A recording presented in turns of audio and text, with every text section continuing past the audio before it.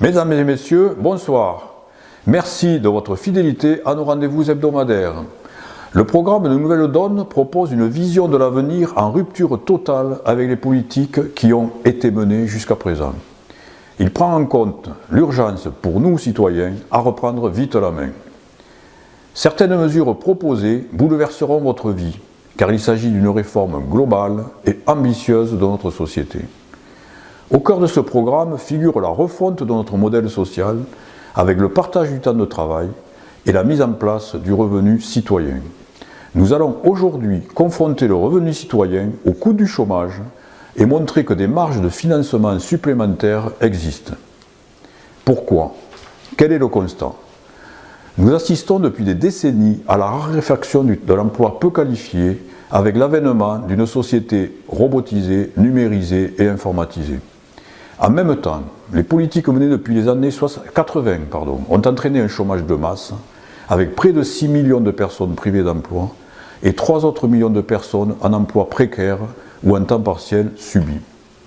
Il s'agit d'un véritable fléau économique, politique et social, aux conséquences terribles, avec des pertes de pouvoir d'achat, l'exclusion, la perte du lien social, la dégradation de la santé, la perte de l'estime de soi, la hausse de la délinquance, la hausse de la criminalité, l'augmentation du stress des salariés qui sont en poste, l'augmentation de la dette de l'État et le creusement de déficits budgétaires et surtout la montée des partis extrémistes. Peu de personnes ne se reconnaissent pas dans ce constat. Beaucoup le vivent au quotidien, beaucoup le côtoient ou en ont la conscience politique. Nouvelle Donne propose un outil, le revenu citoyen. Le revenu citoyen est un outil totalement adapté au contexte de nos pays riches. Il permettra de redistribuer équitablement les richesses produites par une économie dynamique, mais qui nécessite de moins en moins d'emplois. Couplé au partage du temps de travail que je vous ai présenté dernièrement et d'application progressive, le revenu citoyen servira de socle de protection sociale et sera à la fois un droit social et un revenu découplé de l'emploi. Pourquoi sommes-nous dans cette situation ? En 1971, les États-Unis d'Amérique décident de dénoncer les accords de Bretton Woods, c'est-à-dire de rompre le lien entre le dollar et la valeur or. Cette date marque le début de la financiarisation de notre économie et de l'utilisation de la planche à billets. En 1989, l'URSS explose, s'écroule. Les libéraux deviennent des néolibéraux et développent alors en toute impunité une globalisation débridée et financiarisée. Par ailleurs, notre développement s'est construit à partir des énergies fossiles qui nous empoisonnent et qui entraînent un réchauffement climatique aux conséquences catastrophiques. Nos productions ont transformé notre milieu et notre planète a subi une agression surdimensionnée. Le système néolibéral, globalisé et financiarisé, a promu une société de marché, favorisant les plus forts, avec une main invisible, comme ils disent, beaucoup trop lourde pour les faibles. L'économie dirige désormais la politique, ce qui est aberrant en démocratie. L'intérêt général n'est plus la préoccupation, et nous sommes dans une spirale infernale. Pour réduire les dettes, on réduit les moyens de l'État. Pour ce faire, on s'attaque aux politiques sociales, on augmente les impôts, et les dettes continuent à augmenter, et la spirale reprend. Si l'on n'arrête pas cette spirale, c'est le chaos ou la guerre assurée au bout. C'est la seule solution pour les puissants qui nous gouvernent. La seule solution, après cette déconstruction systématique des protections sociales, est de reconstruire en faisant le choix d'une société plus solidaire. L'économie serait remise au service du social et on considérerait enfin le social comme permettant le développement de l'économie et non son contraire. Il deviendrait un investissement, un facteur de compétitivité, un facteur de croissance. Cette société développerait des flux économiques fondés sur les vraies demandes, sur les vrais besoins et non sur les désirs. Elle s'appuierait sur une croissance différente, prenant en compte l'être humain, le capital humain. Quelques éléments pour comprendre la montée du chômage. Jusqu'à la fin des années 1970, la régulation de l'économie se faisait par l'inflation. On l'a vécu cette période-là.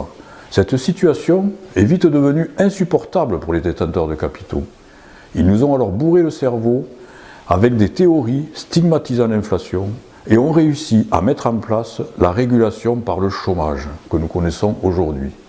Qu'observons-nous? Quand le chômage baisse, les bourses augmentent. Quand les entreprises licencient, le chômage monte et leur cotation en bourse également. Une baisse du chômage provoquerait de l'inflation, donc une hausse du coût du travail, qui réduirait le rendement des capitaux placés. Il ne faut surtout pas dans cette logique que le chômage baisse donc. En sus, avec le chômage, les entreprises obtiennent une grande docilité des salariés.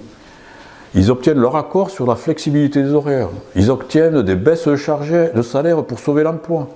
Ils obtiennent des baisses de charges pour faire de même. Mais à quoi ont servi toutes ces baisses de charges de ces dernières années? Ils ont servi à la restauration des marges des entreprises. C'est démontré dans tous les articles économiques. Alors que l'on sait que pour bien fonctionner, la répartition des bénéfices devrait se faire en part quasi égale entre ceux qui risquent leurs capitaux, bien entendu, ceux qui travaillent dans l'entreprise, mais aussi l'investissement pour maintenir l'outil de production. Que constatons-nous? Il y a peu d'investissement. Toutes les études le montrent. Il n'y a rien ou très peu pour les salariés à part le chômage.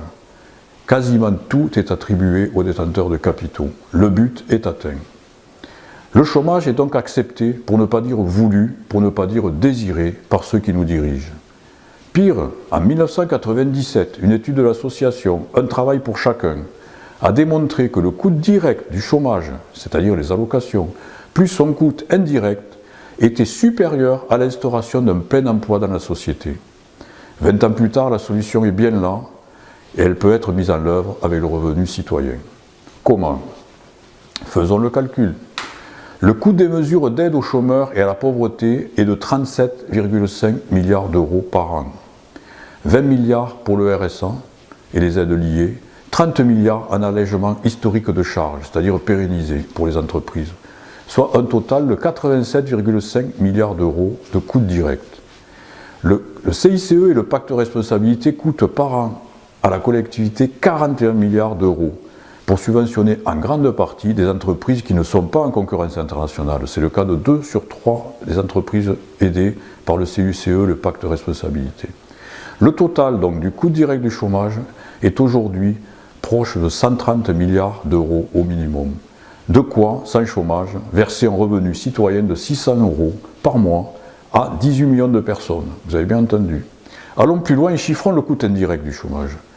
Si les 8 millions de personnes au chômage travaillaient, elles généreraient 48 milliards d'euros de cotisations sociales, soit de quoi verser un revenu citoyen de 600 euros par mois à 6,5 millions de personnes supplémentaires. Le financement du revenu citoyen par les coûts directs et indirects du chômage serait donc assuré pour près de 25 millions de personnes. Allons encore plus loin.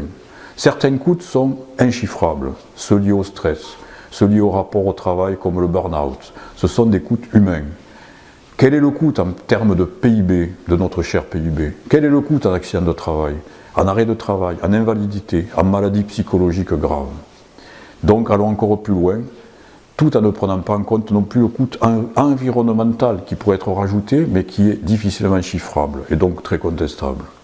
Si l'on observe depuis 30 ans la part des salaires et celle de la rémunération du capital dans le PIB, nous constatons qu'en 1970, c'est-à-dire à la fin des 30 glorieuses, la rémunération du capital et de l'investissement représentait 30% du PIB, alors que celle du travail représentait 70%. Aujourd'hui, ce rapport est de 40% pour le capital et les investissements et 60% pour le travail. Si la proportion était restée la même sur les 30 dernières années, ce sont 200 milliards d'euros par an, vous avez bien entendu, 200 milliards d'euros par an, qui auraient été redistribués en plus en salaire et en charges. Ce qui représente chaque année un revenu citoyen de 600 euros par mois pour 27 millions de personnes supplémentaires. 27 et 25, 52 millions. On arrive à 52 millions de personnes qui pourraient recevoir un revenu citoyen de 600 euros par mois au travers des coûts directs et indirects du chômage et d'un simple retour à la vision de la répartition de la richesse des années 70. Cependant, on continue à nous expliquer tous les jours que tout a été fait pour lutter contre le chômage, qu'il n'y a pas de marge de manœuvre. Je vous démontre le contraire et sans aucun effort. Ces marges s'ajoutent au financement du revenu citoyen déjà présenté et le confortent. Pour reprendre la main, il convient de le vouloir. il convient de désirer notre société, il est obligatoire d'être volontariste. Une fois élu, en tant que député élu national, je déposerai ou je m'associerai à des propositions de loi qui iront dans le sens des propositions que je viens de vous exposer. Merci à tous pour votre attention et n'hésitez pas à partager cette vidéo sans modération. Je serai bien entendu à votre écoute si vous souhaitez échanger. Avec Nouvelle Donne, reprenons la main.